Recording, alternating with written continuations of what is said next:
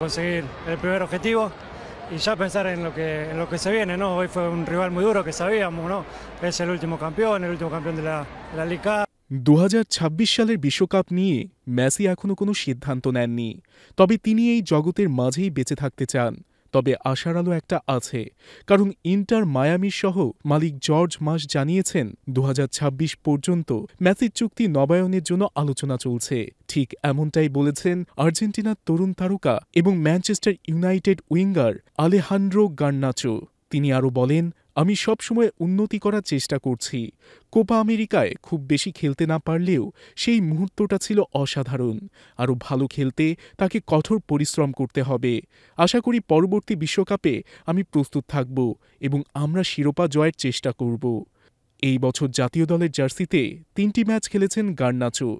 বিশ্বকাপ বাছাই পর্বে চিলির বিপক্ষে পাওলো দিবালার গোলে অ্যাসিস্ট করেন তিনি। গার্নাচোর সামনে আর্জেন্টিনা দলে জায়গা পাকা করার বড় চ্যালেঞ্জ রয়েছে। মেসি, লাউতারো মার্টিনেজ এবং জুলিয়ান অলভারেজের মতো অভিজ্ঞ তারকার পাশাপাশি ভ্যালেন্টিন ক্যাস্তনোস এবং গিউলিয়ানো সিমিওনের মতো তরুণ প্রতিভারাও আছেন স্কোয়াডে। তবে গার্নাচো আত্মবিশ্বাসী, নিজের সেরাটা দিয়ে দলের জায়গা করে নেবেন। বিশ্বকাপের আসরটি যুক্তরাষ্ট্র, মেক্সিকো এবং কানাডায় অনুষ্ঠিত হবে।